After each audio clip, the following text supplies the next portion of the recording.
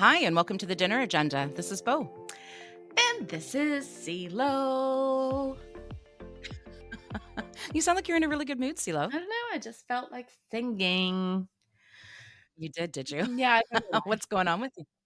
Yeah, No, what's going nothing on? terribly exciting. Had an awesome, day the other day. We did a golf tournament for a friend's 50th birthday party. It was so Very much nice. fun. It was so much fun. Yeah. That's good. Mhm. Good. I don't really know much about golf, but do you win? Like, can you win golf, or is it Um, just based on points? Or do I win? No.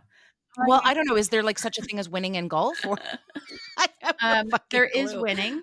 So, like, each Okay. hole, it tells you what par is. So par is you can take 4 shots to get it in the hole or 3 Mm. shots depending on the size of the hole, okay? And how are you at getting things in a hole? I'm horrible at it, but it's one of those games that it's like, "This sucks, I hate it, why am I here? Fuck this game," and then you hit one and you're like, "I love this is awesome, I am so skilled." So you just I kind of am so it skilled. that is like you that's the ebb and flow for me. Got So it. I call Got it. myself a fair weather golfer because 'cause I'm there really Okay. for the sunshine and beer cart and maybe, a little bit of walking around exercise, although I don't think my doctor would classify golf as exercise, especially if you're driving around in a cart drinking beer, so it is what it is, you know?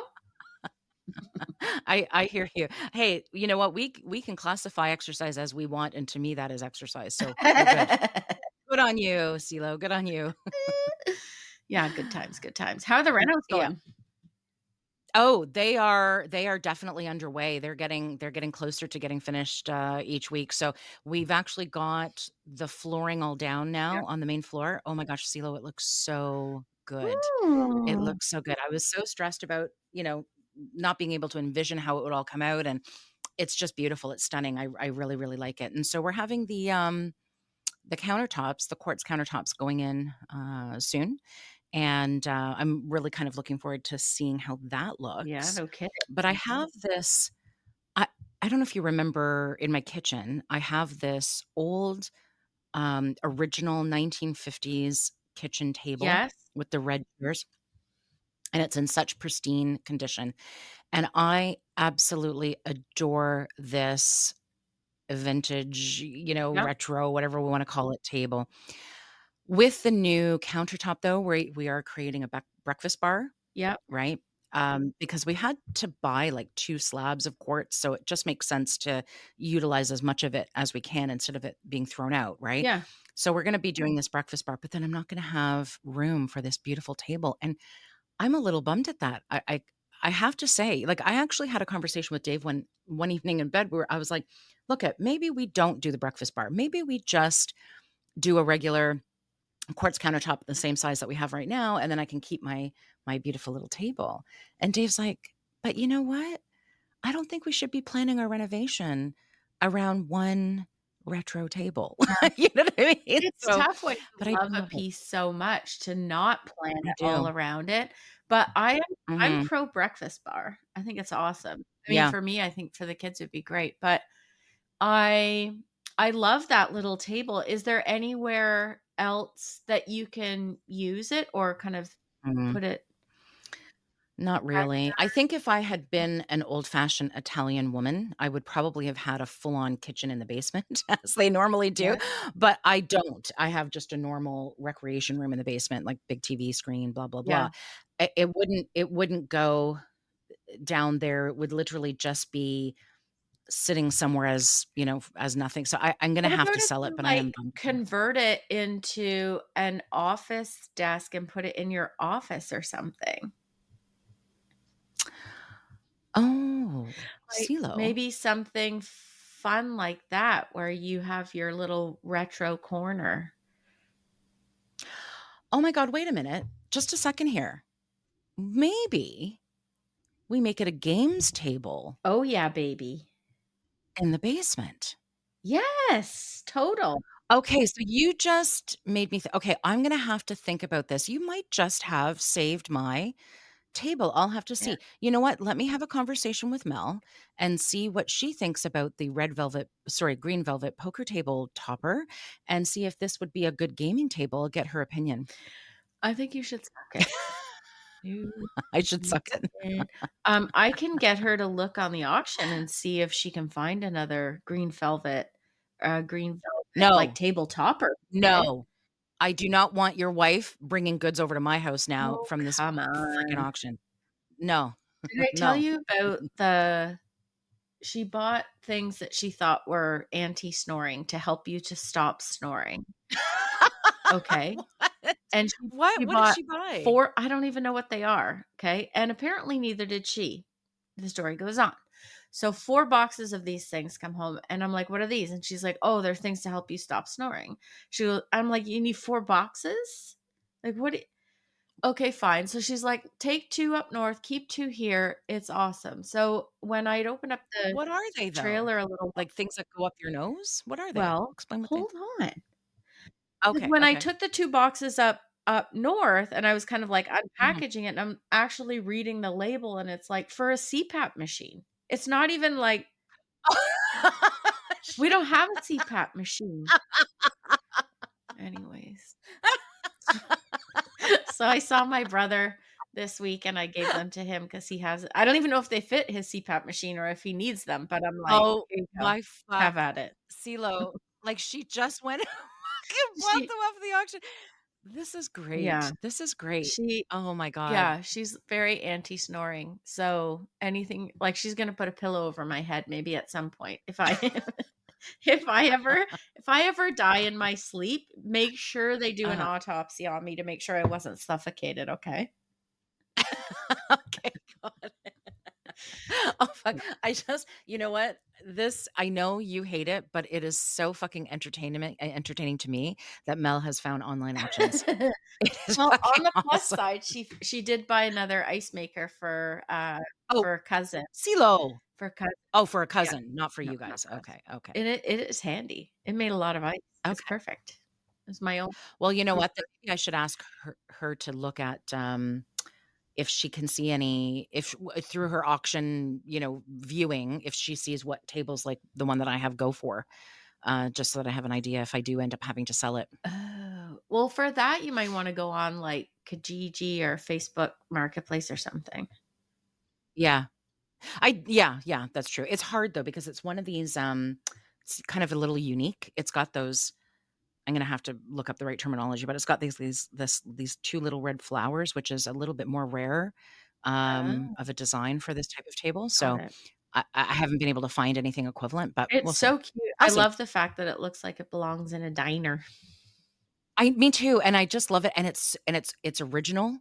It was owned by this one woman, with this one woman's grandmother, and then it passed down to her. So it's been in that person's family forever, and I was able to purchase it from them. I love it. It's like the coolest frickin' thing ever. Yeah. And I love sitting at the table. Yeah, so I'm a little bit bummed about that, but you know what? The Gotta do renos, so I can't I gotta move I forward, like the right? basement card table idea. That's totally doable. Yeah, I'll have to see if I can make that work. Yeah. I'll see. Yeah, man. Okay. Yeah, man. So yeah, I will. Okay, so what's on the agenda today, Silo? Oh my gosh, we have such a great topic today. So today we're going to talk to a special guest about her experience as her kid came out as trans when he was about grade. So it's like a grade 6 through grade 8 journey. All right. Well, I'm super excited to introduce Laura, our special guest for today. And Welcome. Laura's Hello, hello. hi, hi. Laura's son is trans. And so we're going to talk a little bit about her family's journey and her experiences that she's had over the last few years and what that looks like, what that feels like, some of the bumps along the way that I'm sure you've had. And yeah, so welcome. Thank you so much for joining us. Thanks for inviting me. Super happy to be here. Awesome sauce. We are super excited. So, Laura, I'd like to just quickly start with what your definition of a transgendered person is, just so that our dinner guests can understand a little bit more while we kind of get into this topic. Absolutely, absolutely. So I figured what better than Wikipedia? So Wikipedia describes a transgender person. The term is often shortened to trans. Is someone whose gender identity differs from that typically associated with the sex they were assigned at birth. There's all different kinds of trans people. Some seek medical support and changes, some do not. Everybody's kind of got their own journey. And for sure, I think today I'll be speaking from my experience. I'm not representing all parents of trans kids, and but really happy to share some of the great news and some of the challenges we've had along the way. So that's great. Absolutely. So how old is your son now? He is going to be 15 in August, and he's in grade 9. And then this journey started with him, I would say grade 6. So, about 3-ish years ago. And it's kind of been interesting since the beginning. The teenage years are interesting to begin with, never mind an added layer. Yeah. Yeah. Sure. Yeah. Absolutely. Yeah. So I'm curious, Laura, like how did you discover this? How did he discover this? Yeah. How was this first brought to your attention? Absolutely. So in grade 6, my son was transitioning to a new school. He was accepted to this alternative school within the Toronto District School Board, which we were all really excited about. And that school just has grade 7 and 8. And it's considered an alternative school. So we were really excited for him. It was going to be a really great opportunity. And so we were out thrifting late that summer prior to school starting. And he was looking in the men's department at vests and some ties and some other atypical masculine items. And I didn't really think anything of it because I was like, whatever, girls can wear whatever they want and it's generally okay. My only restriction was like he was looking at a couple things that were like way too big, and I'm like, no, dude, like let's get stuff that actually fits. I didn't really think anything else of it. I was both my kids have never been super girly, so we've been pretty open about not sticking to typical female stereotypes and all those different things. So I didn't really think anything of it. I was like, just make sure you like it and it actually fits you. And that was kind of my criteria. And so we picked up a couple things and I didn't really think twice about it. And then he went to school. And I think sometime it was late September, early October, we're driving home. And I've heard this of other parents that he was speaking to me from the backseat of the car, like not making eye contact, not a little bit of a less pressure environment. Like it was intimate. It was just the two of us, but not having to make eye contact, etc. And so he said to me, he said, and I'm just for those listening, regardless of when the person was born or their gender at whatever point, historically, you just still refer to them by their preferred name or their current name, and you use their pronouns as well. So right. Even when I speak about him as a baby, I still say he, him. So just if anybody's wondering who's listening. So he said to me, he said, I think I might be, he says, I think my pronouns might be they, them. I think I might be kind of non-binary. I can't remember exactly what he said, but I remember like he wanted his pronouns to be they, them, and that like blasted in my brain because I was like, oh. The school was interesting. There were a lot of really different kids. There were a couple kids in his class who were also identifying as non-binary, and a few other kids on sort of the diversity spectrum. And my initial thought was probably not the best one, but I was like, okay, that's cool. And I kind of said to him, I said, I'm a little worried that you're maybe jumping on a social bandwagon a little bit, and maybe can we give it a couple more weeks and see if the feeling really sticks? And I said to him, I said, I know there's a couple kids in your class who've been sort of non-binary or or trans for a while now. This is what he told me. So I don't want, I was worried about the perception of his classmates. And not necessarily I was in the right thought, but my concern was the perception of his classmates thinking that, oh, he's jumping on a non-binary bandwagon, and what if he changes his mind, and all those things. Like, I kind of was jumping to conclusions right away. I wasn't really upset. I wasn't angry. I just, in my brain, I was concerned. Just like thoughtful about it. Yeah. Yeah. Yeah. And not necessarily the right thoughts. Like, in hindsight, I think I would have been more like, wow. And I think I did thank him for telling me, but I think I would have just focused on, like, how are you feeling, and all that stuff, and being not as limiting, maybe more openly supporting, I guess. But I mean, yeah, hindsight is 2020, right? Oh, for sure. Yeah. I actually have a question for you, Lara. So, I mean, you talk about, you had, I guess, 2 children, and yeah, Kai has a younger sister. Yeah. Had you ever had exposure to anything like this prior to your son letting you know? Absolutely. Yeah. So for me, not too much. At work, there were a couple people who were out and open. And so so I kind of had some visibility there. Of course, Caitlyn Jenner and a couple other actors who were trans. So kind of seeing that from afar, but nothing in my immediate sphere. So all of my exposure to trans people was definitely kind of peripherally. And,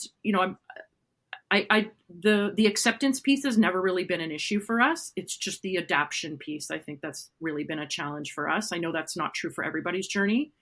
Getting used to using they, them pronouns was really hard, because in English, you're referring to the person in the third person, but it's, so your brain is wrapping around that.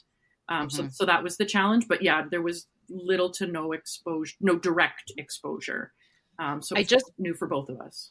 Yeah. I find it fascinating that, I mean, because, I think it's a known thing that not all families are going to be as supportive of anything that is what they consider out of the norm for their children. For sure. And the fact that you hadn't been that exposed to this, and your first reaction was, okay, I need to make sure that this is legit, and I need to make sure that you're safe. Yeah.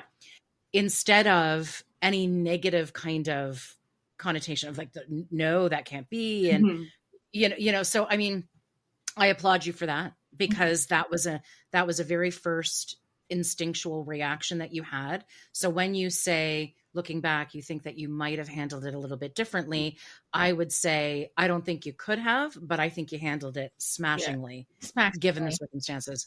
Absolutely. We're a British podcast now. Smashingly, Laura.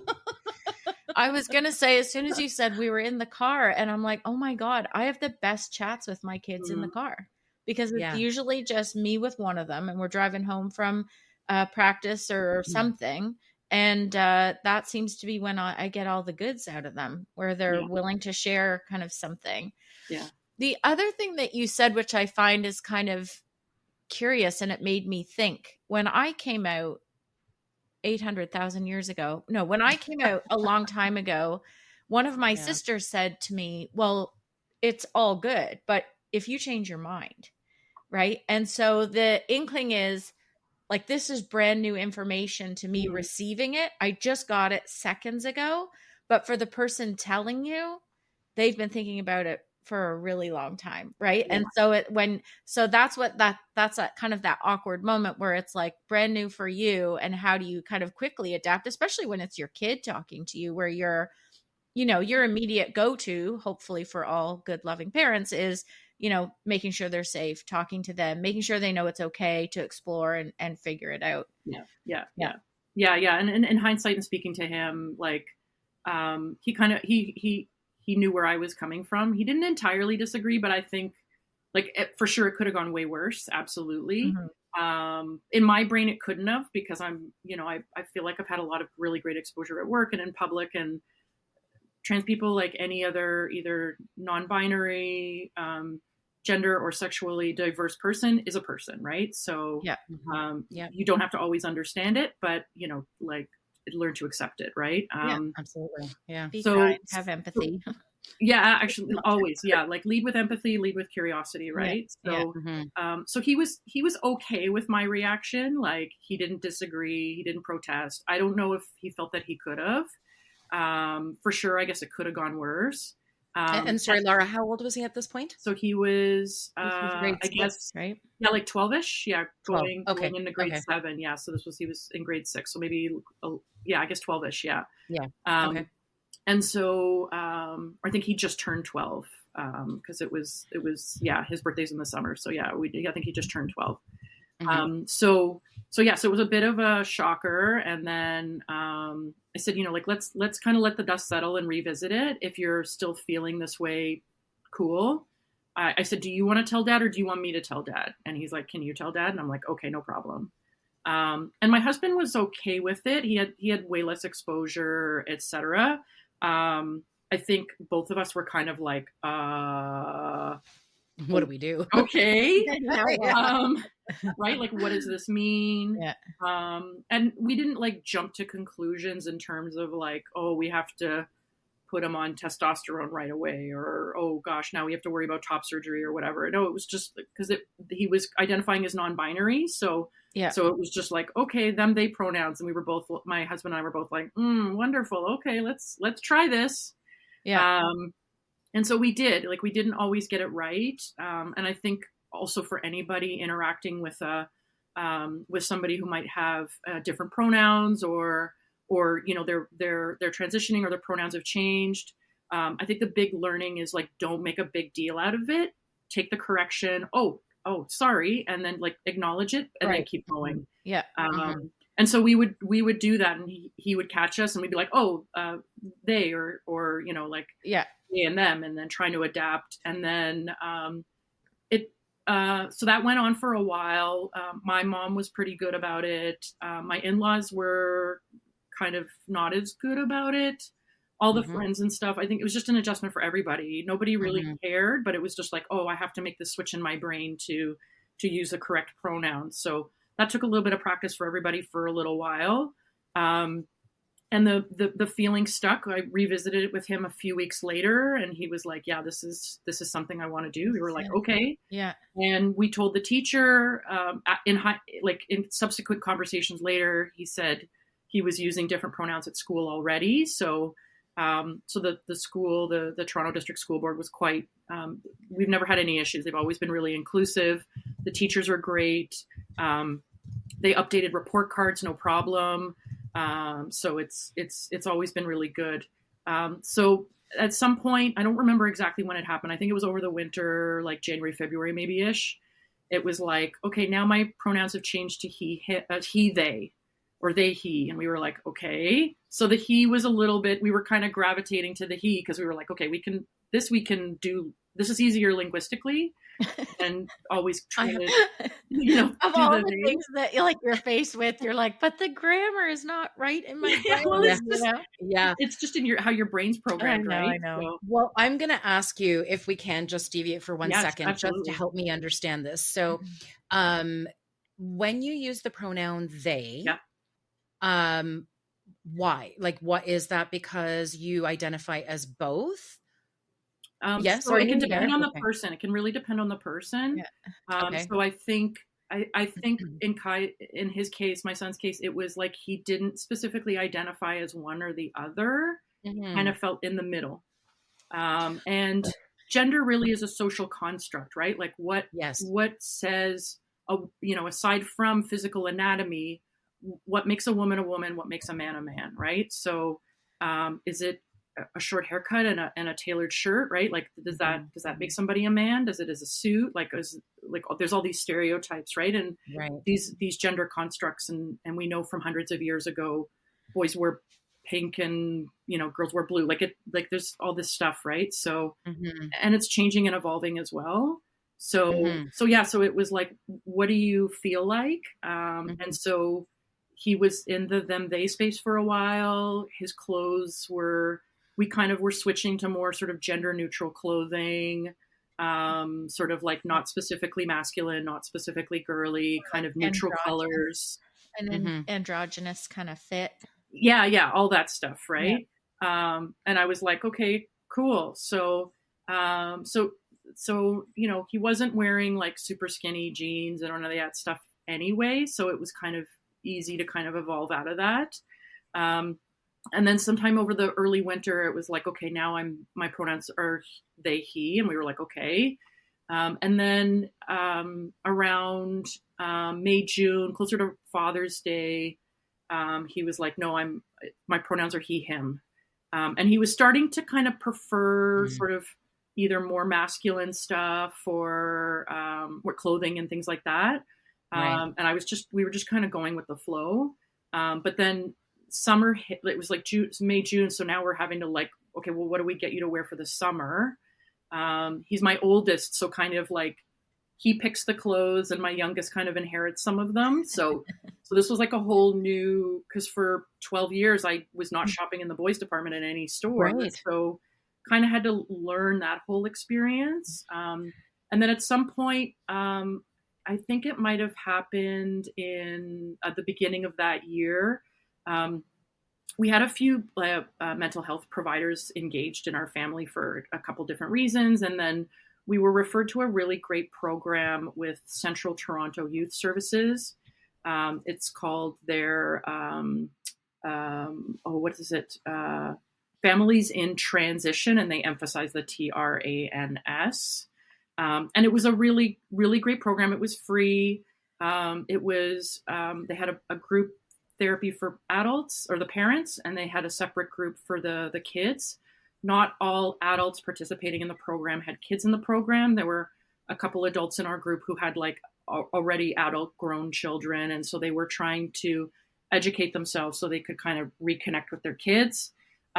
Whereas a few of us did have underage, like minor children. So, and most of them participated in the youth program. So he was connecting with non-binary and transgender youth weekly, and we were connecting with parents of trans or non-binary kids weekly. So it was a really amazing program. They do have some online resources. We were just able to meet them. We reached out to them. We did have to wait a little bit because they go through different sort of cycles and times of the year. But it was a really great experience. We learned a lot.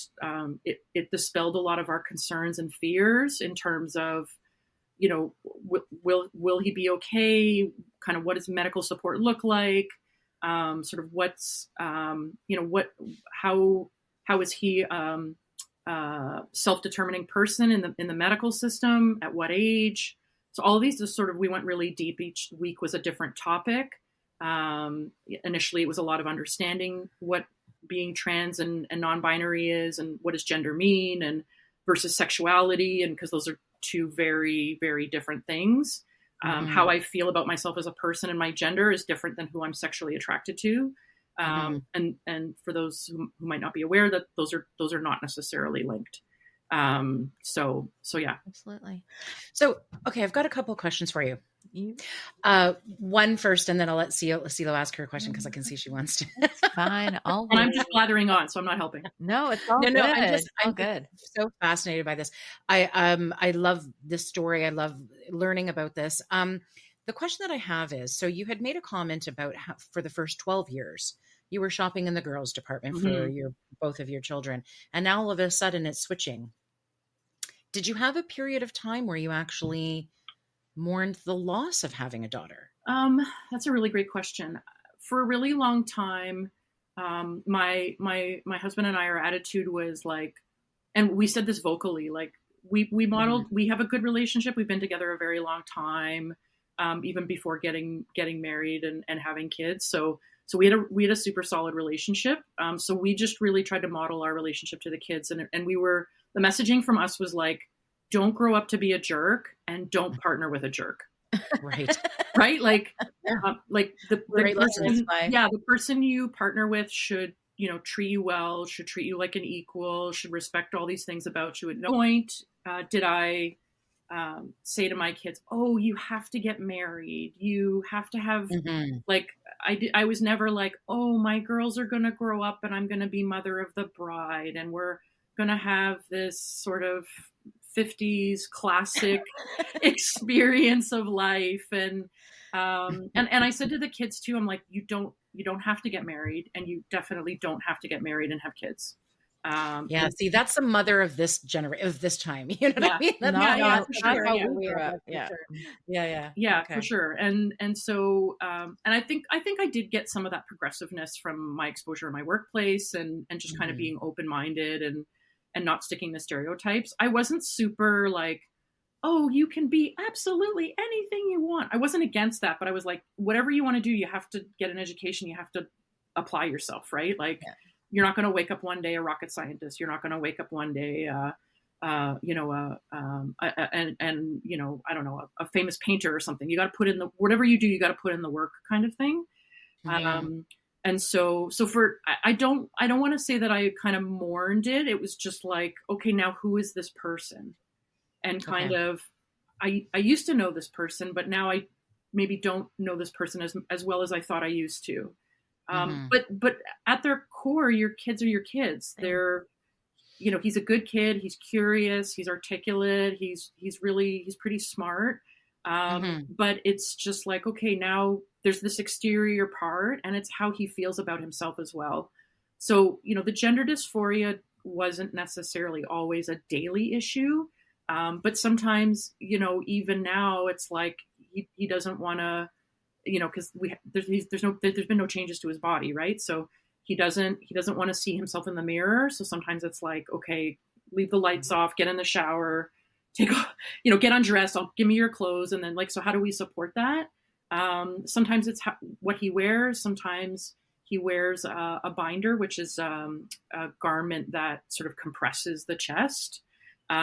Early on, he would wear like a sports bra, and then he realized he didn't like the way that felt. And so it's been a bit of a journey in terms of like, okay, what clothing does he feel confident in? Right. And I initially, going back to that time around Father's Day where we started to switch up the clothing, I was like, well, why can't you just wear this shirt? And it's not a big deal. It's not pink and blah, blah, blah.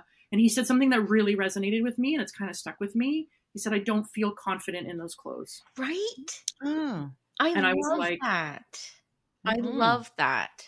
Yeah. And that, because I went through a period where I wasn't happy with how I looked and how I felt. And I took, you know, I was working out and taking care of myself. And that, like, it really, like, it rung like a giant bell in my head when he said that. Well, and I was like, and it completely changed my perspective on it too. It was like, nope. You know, you're doing everything you can as a parent to send your kid out the door feeling confident and capable. Yeah. And by limiting them in those clothing choices, you know, non-binary, trans, doesn't matter. Yeah. If you're somehow limiting them in those choices and that almost that experimentation, because I found that certainly with my daughter that she'll go out the house and I'm like it's a little bit out of character maybe, right? But she's testing it out. She's trying it out. She's, you know, figuring out whatever, you know, works for her and how she feels good. And you know, the days when they walk out the door and they're like, that's right. Like, I know I feel good today. Right. So you want them to go out the door like that. Yeah, they're like John, you know, it's strutting their stuff down the street. Right. Total. Yeah. But I totally relate to what you said about how it was like, I don't feel comfortable in this. Confident. I get that. I get that, you know, because there's things that I don't feel comfortable wearing. And as soon as you said that, I was like, oh my gosh, I can completely empathize with what that meant. Like, I get it. That clicked. Absolutely. Yeah. So Very then cool. so then we kind of went down this path of like, okay, well, what clothing do you feel confident in? And those of you can't see me, but I'm scrunching at my face, right? Like, I don't know. So we had to go through a bit of a journey in terms of like, okay, where do we get pants that fit you? Where do we get shirts that fit you? Right. So it's like, you know, he did develop a little bit. He had a bit of hips and a butt and stuff. And it's like, okay, so can we get you pants here? Okay, maybe we can't. And so it was exploring all that stuff in terms of like, where can I get you shirts that you like that are, you know, maybe more typical button down, whatever. But then like even last summer he was wearing like dresses and stuff. And I was like, and then sometimes he would get upset because people would misgender him. And I'm like, dude, like, so he's kind of gone. They had these swings too, to your point, CeeLo, about like they wear something out of the house, and you're like, okay, I might not have predicted that, but nothing's That's hanging out, right? Nothing's Yeah. hanging out. like So teenage yeah, stuff, right? Teenage yeah. stuff. You made a comment when you were at the support group, and Mhm. you're wondering, your biggest question is, how do I make sure I'm doing the right things to support my kid? Yeah. Just the fact that you were there Oh, yeah. is setting him up for success. It's setting you guys up as a family for success. Like, is it going Absolutely. to fix everything? No, but knowing that there's a community there where you can reach out to and you can ask the tough questions of people who are in the same shoes as you makes a huge, Absolutely. huge difference. Yeah, yeah, and the Mhm. facilitator was trans as well, so that kind of, you see a successful human, and you're like, Yeah. okay, there's Right. kind of a path. I Yeah. can see a path forward. Not that I was like, he's never going to get a job, he's never going to have a career, he's never going to do any of this, but it was just like a small glimmer into what it could look like, Mhm. from that perspective. Mhm. And Mhm. so, it was really interesting to kind of learn. There's very little medical interventions right now that are. I'm not talking surgical. I'm talking like medication. There, this, Testosterone. yeah, testosterone, Lupron, which is a hormone blocker. Like none of this stuff is irreversible, right? So Right. the only thing we've done so far is he is taking Lupron, which is a hormone blocker. So it just pauses everything. We were trying to use birth control to stop his period because there's really he was just really distressed every time he got his period, and I completely understood that, right? Like Sure. I don't feel comfortable in my own body, and now my body is reminding me monthly of something that I feel like I am not. Right. Yeah. And so thankfully, like Lupron was great. It just pauses everything. It just, if it's completely 100% reversible, the minute we stop Lupron, puberty will resume. Right. So whether that happens now or it happens later or when he's 20 or whatever, Or not at all. everything will resume. Yeah, it's just kind of like closing the gate of the dam, right? Like the water's still there, it's not going anywhere, and so that's been great. We do have an appointment with the Sick Kids has a specialty gender clinic within the supports there, so we do have an appointment in the not too distant future to go there and sort of start a more formalized version of his journey, whatever that ends up being. They take a holistic approach with psychology and everything else. So we're not going to be arbitrarily making decisions for surgery or not surgery or whatever right away. Is there an age limit, Laura? Like, do you know? I Within think Canada, because it's Sick Kids, I believe you can't be over 18. And I'm not sure how young they take kids from a referral perspective. So sorry, the program that you are at with your son at Sick Kids Yeah. takes children 18 and under Yeah. for Yeah, this. because it's Sick But- Kids. Okay, got it. But for gender reassignment surgery or anything like Mhm. that, is there a specific age limit, I or think can you any? have to be an adult. I'm not sure that Okay. I don't know about. Okay. That might be part of our discussions because Right. he feels that he wants to make that move. I Right. don't, but we've kind of like sort of planted the seed of like we're not having that discussion until you're an adult, because that's not something you can do lightly, and we couldn't get it done without supports anyway, right? So you can't just show up at the hospital and say, I want top surgery done, right? And I want a full mastectomy and all that kind of stuff, right? So we're not making any assumptions. He has mentioned that he would like to pursue that, but not without the sort of the holistic view, right? Like, is he in the right mental state? Does this make sense? Is this the support he needs? Is there other stuff we need to do? What does that look like? Et cetera, et cetera. We're not experts. The program we went through, the Central Toronto Youth Services, was great. CTYS was great. But it was just arming us with enough information to A, be knowledgeable, and B, not super freaked out and worried kind of thing, right? Yeah. Sure. So, Well, yeah. I think with big life decisions, Mhm. no matter what they are, you want to take your time with it. You want to marinate in a little bit, make sure that, that you're going about it the right way and the best way to support him. Yeah. Did you have any inkling from when he was younger? So he asked me this. There's been a couple times where he's like, I'm so frustrated. I wish I knew this sooner. I could have stopped things sooner, and I wouldn't have developed so much and all these things. And he asked me, he's like, didn't you know? And I was like, dude, I really didn't. Like, and I still say this, like I said to him, I said, if you asked me, whatever, 5-10 years ago, whatever, who might be the one to go down this path, I said to him, I really would have always guessed your sister, because his younger sister was more of a typical tomboy, if you will. So she was interested in dinosaurs. She was interested in trucks. She was interested in superheroes. Like, she went through all of, and this is, bad stereotyping, but she had these interests that are generally more associated with boys.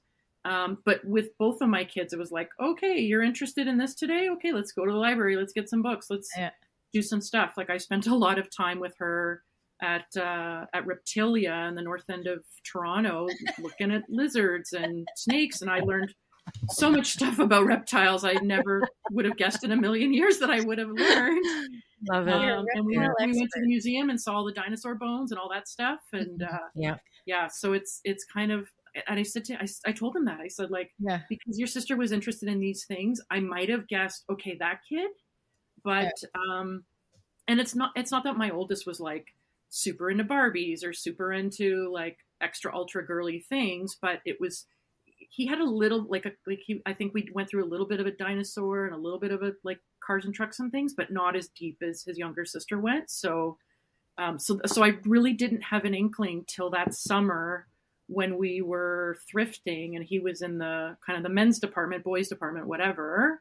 And I didn't think about it till he had that conversation with me in the car. And then light bulbs started going off. Oh, this has been happening for a little while. Oh, this was like an early indicator, etc. Like maybe it was showing up in other ways as well. Plus, that's that age range where all of a sudden you're not going out to buy the clothes. You've got them with you, and they're what they want to have. That's right. Want to wear. So and he was already starting to like.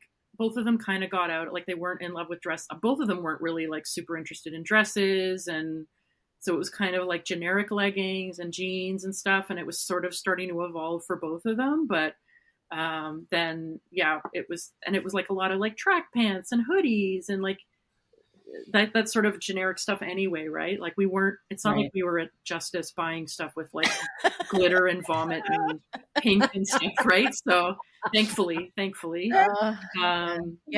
escaped the good one there, Justice. And what was the other one we used to go to? Oh my God. Claire's for the little earrings. Yeah. Oh, yes. That's right. I was going to say, though, track pants and hoodies and stuff, I mean, that's my daily attire. So. I know. Right? I've never been fond of dresses anyway. Yeah, so there you go. Yeah. Did you bring up that one black dress I used to wear one more time? That's true. It was such a pretty dress. I loved it. Like the little stick people. It. I liked it because it had bicycles on it. And I wore it with those big Doc sandals anyway. So yeah. Still a lesbian. Let's not stereotype.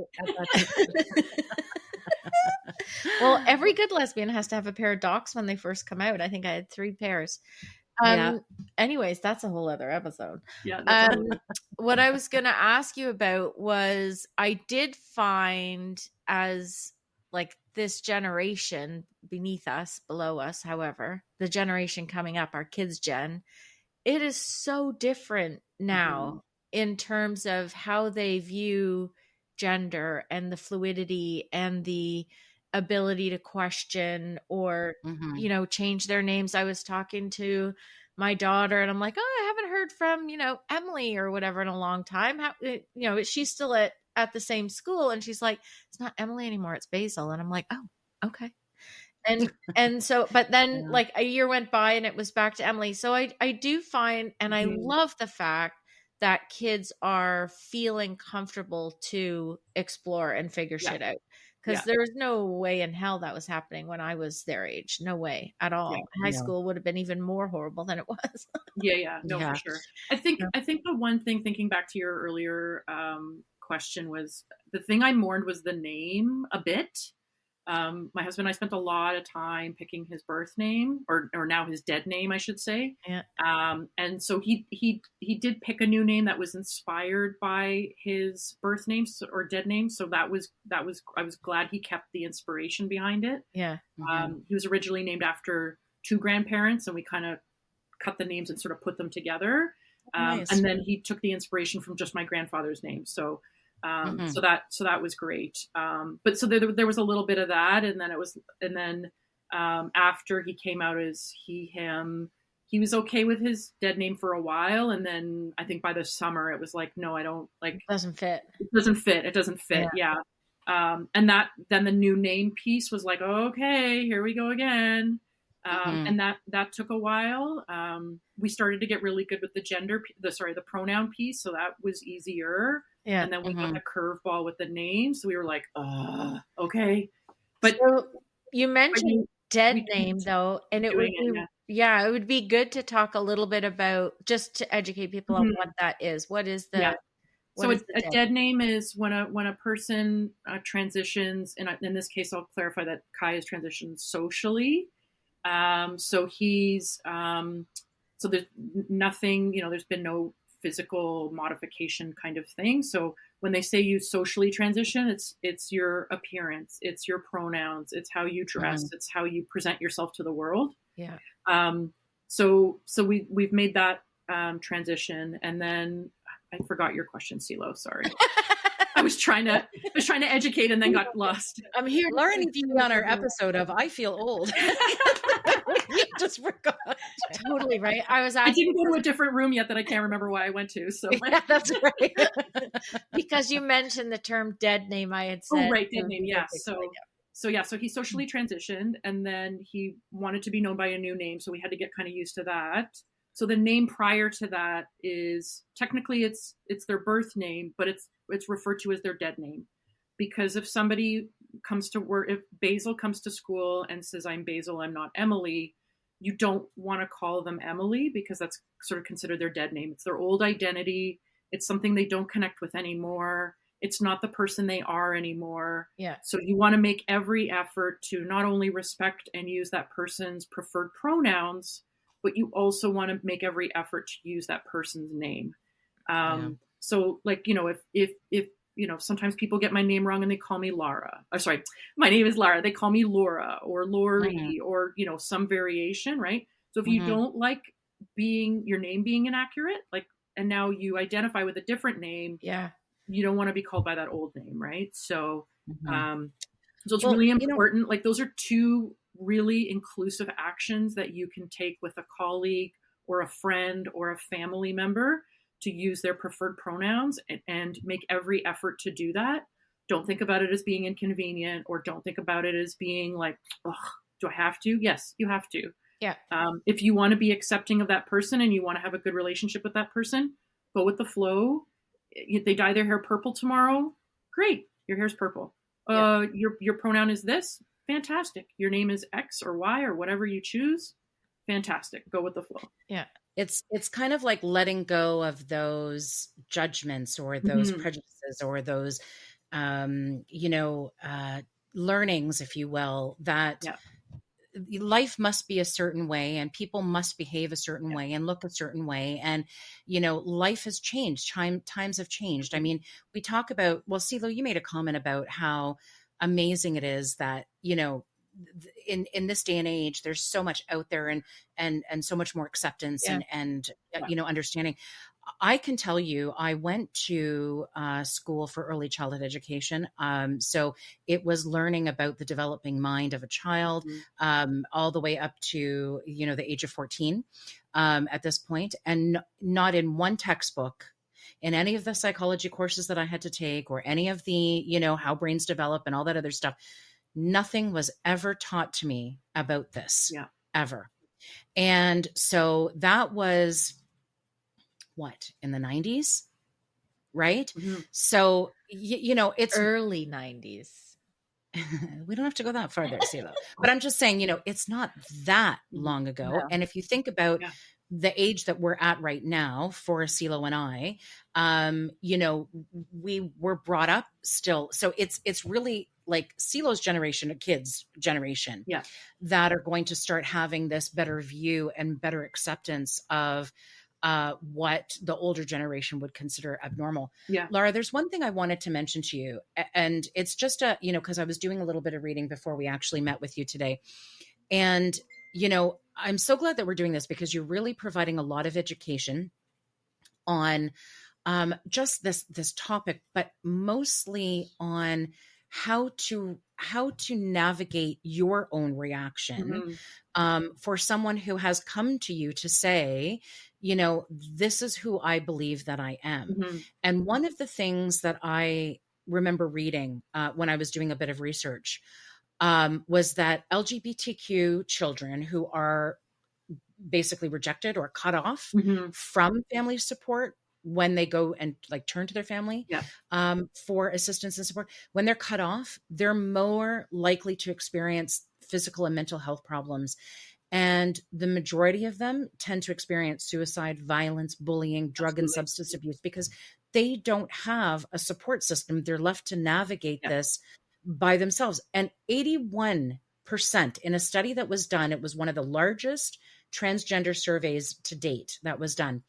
81.7 transgendered individuals who had been surveyed said that when they were cut off from family support, 81.7% seriously contemplated suicide. And 48% of them did commit suicide. So those stats are pretty. So the information that I have is 40.4% attempted suicide in their lifetime. 48% had done it. Yeah. Wow. So, but those are individuals who had been, you know, cut off and had communicated that they felt suicidal. I'm just kind of reiterating that because of the importance of when you can't express who you are and when you are forced to feel like something you're not, it has such debilitating and detrimental effects to your psyche. And I don't think people realize that. I think they're just too caught up sometimes in social norms, and that has to change. Absolutely. Like even if you look at the, you know, lesbian, gay, bisexual, like, you know, the I'll say finger quotes, historically known segment of that diversity spectrum, right? Like you're in a partnered relationship with a same-sex partner and you can't talk about your weekend at work, right? How does that, you're constantly feeling guarded, you can't be authentic, you're kind of leaving half of your life on the, like, at home, right? Like, and there's people who choose to be relatively private and not talk about their weekends and stuff, but to not feel safe to do so, to worry about repercussions, to worry about losing your job, to worry about how people will perceive you, et cetera, right? So those are barriers, I think, that are still being broken down in many companies, societies, groups, et cetera. And so, this group of young people coming up who are very inclusive of gender, who don't, you can love whoever you want. You can be attracted to whoever you want. They kind of don't care. Like it's not a thing for them, which is really interesting to me. But to your point, like if they're not supported by their family, if they're not supported by their friends, it's hard to get through difficult things without support of family and friends.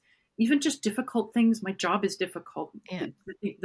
The medical challenge I'm going through is difficult, right? Like whatever you're going through that's difficult, never mind identity based. Right. Yeah. And we know teenagers are kind of confused for a few years anyway, right? Like what kind of person am I? What clique do I belong with? What group do I feel comfortable with? What is my authentic self? I don't think you really figure that out till you're in like your early 20s anyway, kind of thing, right? The teenage years I referred to as the practice years. You get to practice all of the different things to figure out who you are going to be when you're an adult, right? But I mean, the stats, I still have goosebumps. Like I'm still have chills. I know, it's sad. I can't even. It's sad. But it's really sad. Anyone out there that's that's listening and has a kid in the same situation or thinks they might have a kid in the same Mm. situation, you're not going to have all the answers. You're not going to know what to do. You're going to be driving in the car with the same reaction of, okay, I don't even know what What to the say. shit? Yeah. Yeah. What the heck do I do with this? Yeah. Part is that you stay, right? You don't abandon them. You don't tell them they're not loved, and you stay and you Yeah. figure it out together, right? Yeah. And I think the key thing that I'm taking away a little bit from the beginning of our conversation was, and I think, Laura, I think you were the one who said it, lead with empathy and curiosity. Mhm. And I think if you can kind of remind yourself to lead with those two things in all circumstances, you'll probably get to a better outcome all around. Absolutely. Right? And, Yeah. and I, Yeah. Go ahead. sorry, go ahead. Oh, go ahead, Sela. I was going to say in every situation, really, like that applies Yeah. across the board, but Yeah. Yeah. Yeah. For me, I think some of the scary thing is, and I think it's the conversations died down a little bit, but like earlier in the school year and last year, some of the conversations about parental rights and gender, pronouns at school, and parents absolutely having to be like, I need to know this, or not giving kids the ability to explore without their parents' permission. And referring back to those stats, right? Like it's just it's there's some conflict and some issues there, and I think I completely understand where parents are coming from a I want to know what's going on with my kid perspective, but kids hold back going to their parents for different reasons, right? Sure. Well, Yeah. It could be because they're absolutely petrified that their parents are going to get angry, kick them out, yell at them, et cetera, or they don't know what to expect. They don't, or they want to get more comfortable before they come to their parents, right? They want to have that bit of comfort before they come out, because no kid wants to be alienated, isolated, disliked, abused, whatever from their parents. No kid wants negative from their parents, on either side, right? Like sometimes, Yeah. not every parent is always the best parent, Yeah. and no parent is perfect. But I think, some of that conversation was very disturbing for us. We're listening to the news and hearing some of the dialogue happening on the East Coast, happening in the prairies. And we're just like, holy crap. Like what the heck? Like, are they coming for my kid next? Right? Like, are they, and so I really, really genuinely feel for parents who are like, I have a right to know what's going on with my kid. You absolutely do. But your kid isn't telling you for a reason. They want to feel more comfortable. They want to make sure that they feel like they're in the right space, and that hopefully you'll support them. And I think that's where the empathy and curiosity comes in, because you don't need to understand what the heck is going on with them. You just kind of need to understand, how can I support you? What would be helpful to you, right? Like, yeah. Regardless of what your kid is going through, if your kid is queer, if they're gender diverse, if they have a different mental health condition, or maybe your kid has kind of something else going on for them, right? Like, Yeah. you don't have to appreciate everything that they want to do or love, but as long as they're not hurting anybody, right? Like, what's going on for them? How can you help them and support them? And there's lots of little things that happen at school that I'm sure I'm not informed about. Absolutely. But you had said earlier that you found out that he was already using different pronouns at school, and that the TDSB was really good at kind of accommodating the changes as it was happening. And did you have any feeling of, well, why didn't he tell me? Like, for sure I did. Yeah. that, Like, right? in hindsight, looking back, I was like, I was internally, I was like, why didn't he tell us sooner? Like, I didn't realize he'd already been exploring this. But then in hindsight, to your point, like, reflecting back to myself as I was as a preteen and teenager, like young teenager, never mind high school, was like, I don't know what's going on for me, right? Like, I was trying to figure out who I was. Like, grade 7 and grade 8 were so painful. Like, I remember grade 7 and 8 being so painful for me, like, just in terms of like figuring out what kids I could be comfortable with, who could I hang out with, right? Like, grade 9 got better. I feel like high school was a lot better, but those middle school years were terrible. Yeah. And I think, part of the challenge of the school he was in is it's a smaller school. So there wasn't like, K to 8 kids he could hang out with, right? It was just these 2 grades that were kind of together. So Yeah. it's a little bit, the social dynamic is a little bit different. I think initially I was like, yeah, I wish you would have come to me sooner. But I kind of also, in my brain, I was like, I wish you came to me sooner. But then I was kind of also the other mind of like, yeah, I kind of know why you waited, right? Yeah. I think Right. I feel like that no matter what the news was. Yeah. Of course. Yeah. So, did you encounter any negative, negativity when you were kind of going through this journey? I mean, you know, I can't imagine that every doctor that you visited was, on board or on side, or every family member. I know that you mentioned that some family members had some issues initially Yeah. accepting, but yeah, like what were some of your Yes, challenges I that think, you? yeah, definitely there were a couple family members who were kind of Mm, like, "What? Like, yeah, they want to be called what and why?" And just the whole kind of trying to wrap their brain around why would a person make this change, right? Like, what was wrong with what was going on before? Why are they changing this now? What caused this? What was sort of the cat, like, what happened? And so there was some of that. There's a couple family members who it was just like that. We had some of that resistance, and it's still not 100% yet, but for the most part, knock on wood, I really have to say pretty much everybody's been okay. We've had a couple good. doctors, like, I have to Hmm. call it, because especially because there's one provider, like, there was a doctor he only sees every couple years for a follow-up to something, so I had to call ahead, make sure they were aware, like, this is their name, these are their pronouns, blah blah blah. Pretty much all the doctors have been pretty good.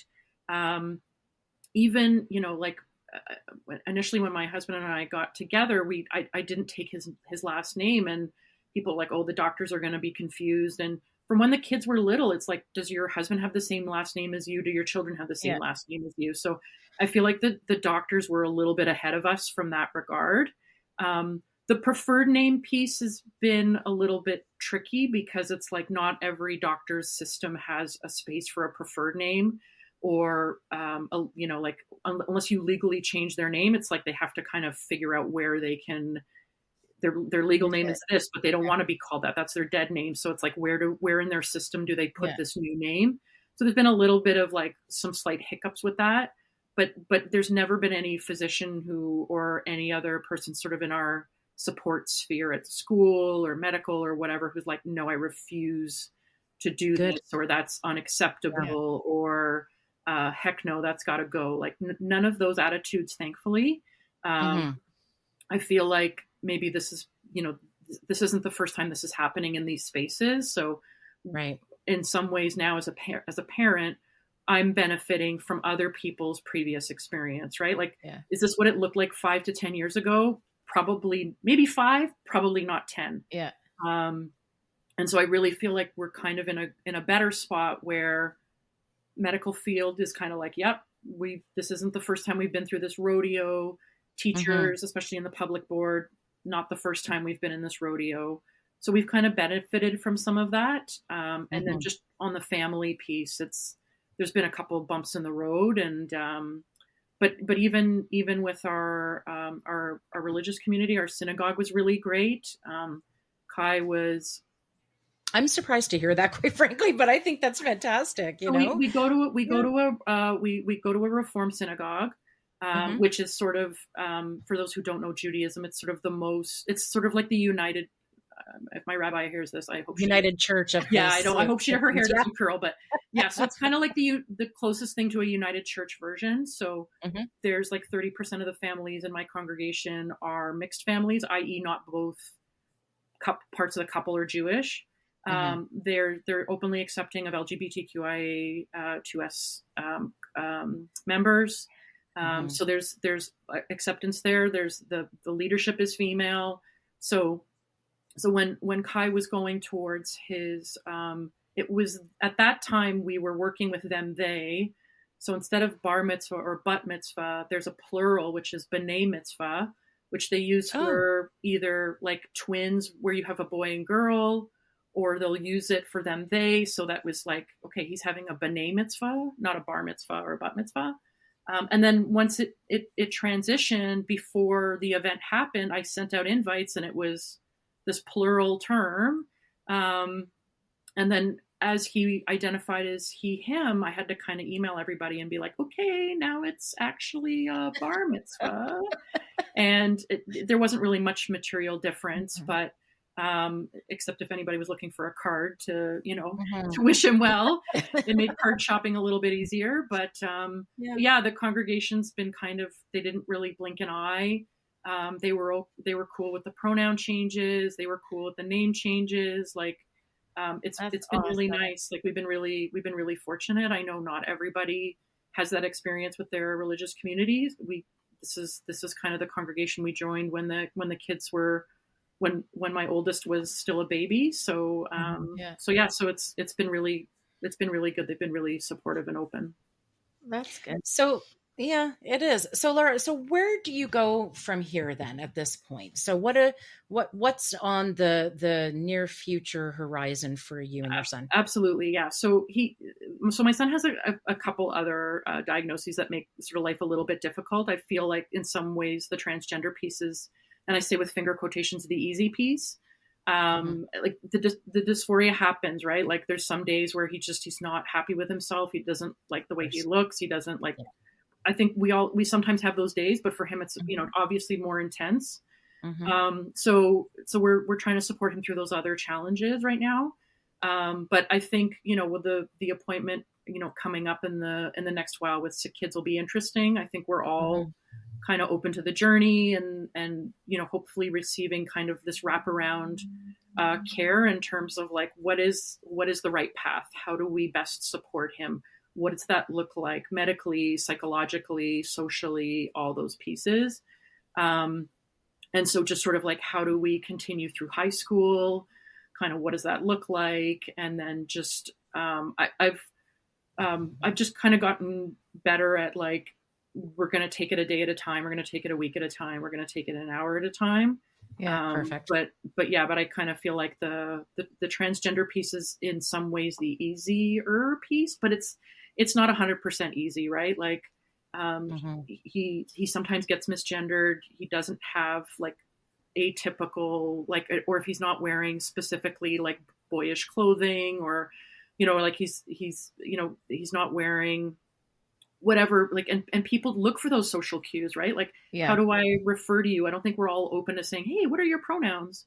We're at a restaurant and, sometimes I'll just jump in and be like, my son will have, and sometimes I kind of see the waiter's face is like, or, the wait staff's face is kind of like computing, like they're like that. Okay. I wouldn't have guessed that.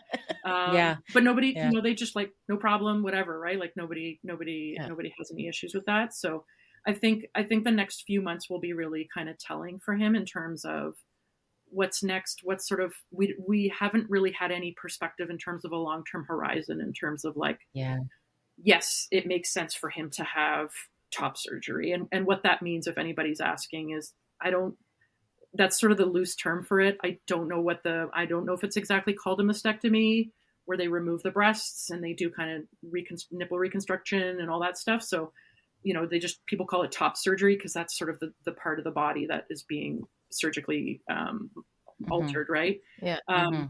And then people kind of refer to surgery on the lower half to be quote unquote bottom surgery.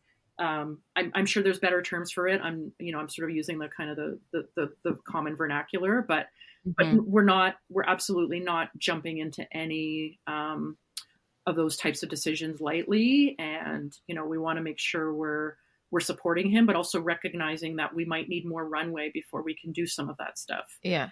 And I think really between the program we went through Central Toronto Youth Services and just kind of being along on this ride, as you too probably, CeeLo, as a parent of a teen, you kind of just go with the flow, hopefully, and continue to love and support your kid. And you wake up some days and you're just like, well, I don't think my husband and I expected this, right? Like, or my partner and I, right? Like I think you have kids and you kind of hope for the best, but you don't expect some of these you hope for the best to you layer love in them, you cross your fingers. Sometimes you try to give them up for adoption. Only once I did that, man. You never let me live that down. Yeah. Well, I've got some fun facts here, which I think would be just like, I'll just kind of talk about it really quickly. But Absolutely. I know that we have, throughout all of history, this is nothing new, right? This has been around forever. And I think people forget that. There was actually a Roman emperor back in, I think it was Italy. And in the year 217. So that's how long ago it was. This Roman emperor, Elagabalus, he was married 5 different times to both men and women. He was cited as an example of early person with possible transgender or gender fluid identity.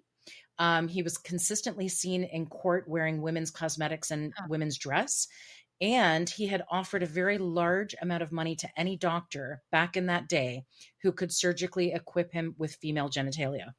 Interesting. So, well, yeah, like 217. that was 217. Like in Yep. indigenous peoples, the 2S in LGBTQS is two spirit, and that's the gender fluidity of the indigenous people, right? So Yeah, absolutely. I believe two-spirited people have been in East Indian culture for a very, very long time as well. Yeah. They've been even revered. So, yeah. Like looked up, Amazing. revered, exactly. Yeah, So. yeah. Sela's like, yeah, you said it. So Laura, this was. I would just want to say, like, if anybody, if anybody's, curious, not sure, like, there's a ton of online resources. You can go to PFLAG. They have a ton of resources. If you're at a medium to large company, they might have some employee resource groups. I would say, I say this of my own employer, join kind of all the resource groups, because you don't have to identify as a member of that group to be an ally.